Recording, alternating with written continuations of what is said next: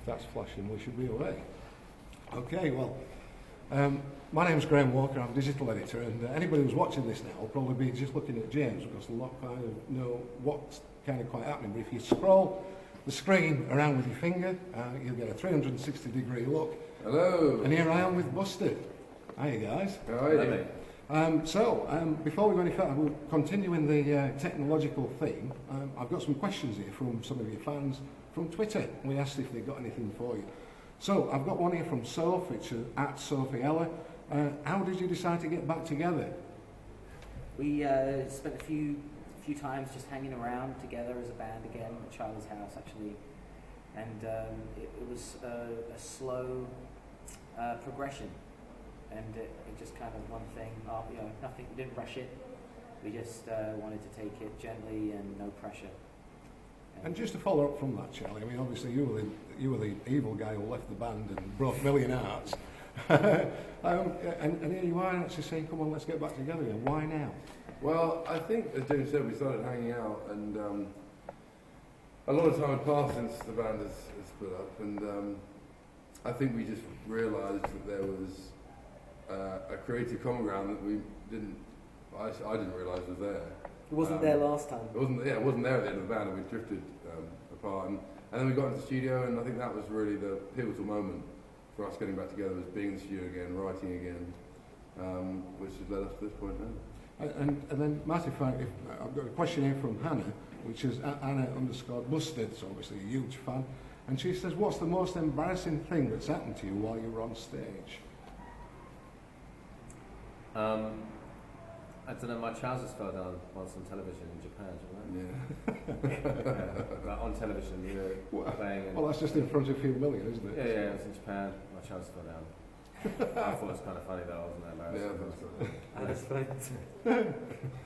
And then I've got a question here from Lana C, which is Lana and Kasia. And she's saying, what's your favourite song of all time? The one that you wish you'd written? Love You Guys, she says. Ooh, tough There one. it goes. I love How Deep Is Your Love. Yeah. By the Bee Bee Gees. Gees. Love that song. Yeah. I think a song called Hide and Seek by Imogen Heap is an song. incredible song. If I could take one song, I'd probably have Man in the Mirror. I love that song. The Michael Jackson song. I can listen to it over and over again. Yeah. Just the outro, I can listen to that on repeat. I mean, obviously some great music there. I mean, will you be doing any covers on the live I show? think we're going to do one cover. We just haven't decided what it is yet.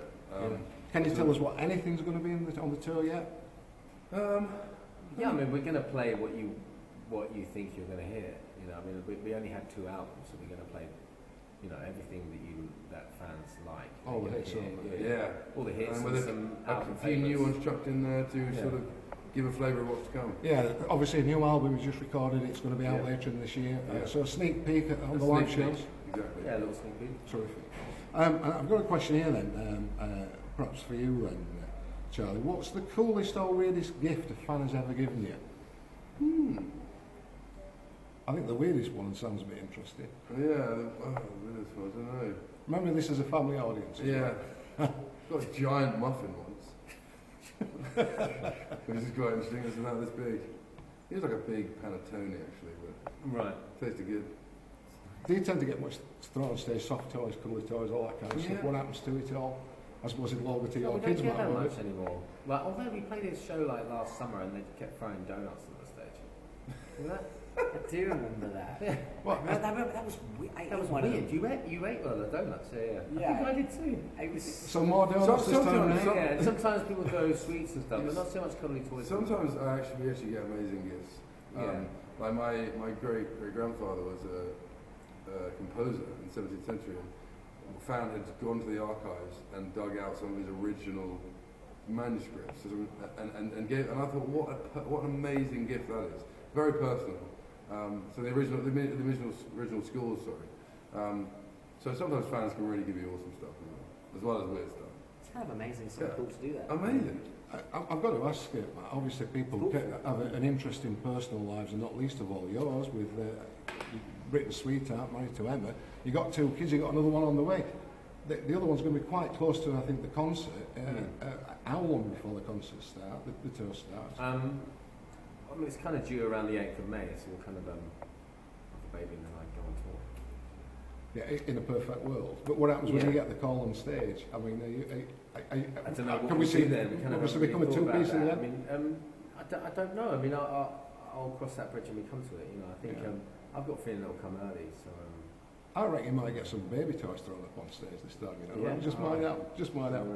Right. And a final question I've got is, will you be doing another McBusted tour once your current one finishes as Busted? This is from Paul Gabitas at Paul Gabitas 1. I suppose that's a question for you two guys, but obviously an interest for Charlie. What happens to McBusted now? I never really thought about it. We just kind of, we've been so focused on this. You know, we're just kind of happy doing this. We'd like this to continue for a while. And then we don't really think that far in the future. Didn't split up. Yeah. Like, there's no kind of McBusted, like in a strange way, isn't really like it's kind of just like a cool thing we did.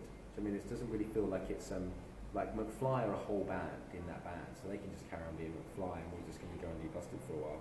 And maybe one day we'll revisit it. You don't know. You know, we had such a great time in that band, but I think that it was time to do. We wanted to do our band, you know, and I think they want to do their band. So absolutely. And also, I think it was strange because you know when we were in McBusted, people looked at it like because me and Matt had been such a long time without Busted. It was almost like it was sort of we were sort of in McBusted because we couldn't do Busted. Does that make sense? Yeah.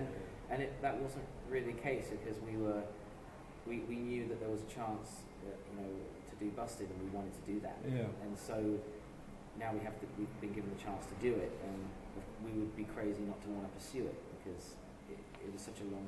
If it was the other way around, if two members of McFly were touring with Busted, or three members of McFly were touring with Busted, and one of them had said, I actually feel like doing it, and they had a chance to have their band back, I think they would feel the same. I think they would want to do their band. It's like coming from a broken home.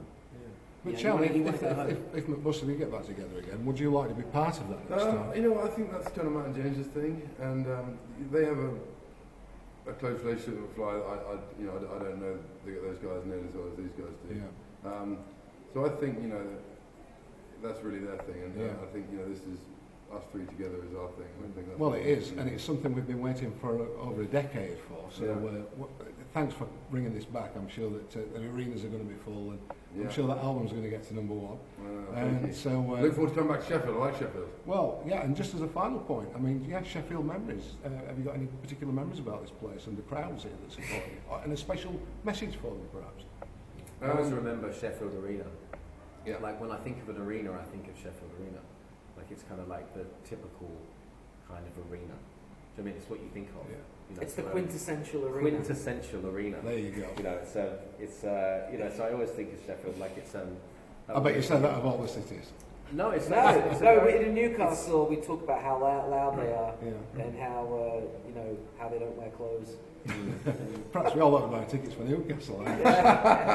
Well, listen, guys, thank you ever so much for your time. Just to remind everybody again, this is a 360-degree video. You can swipe it around. You can have a look at your favourite star. Look at me for all the interview if you like. I doubt it. But thanks for your time, guys, and we look forward to seeing you. Thank you. That's all right. Cheers. Thank you.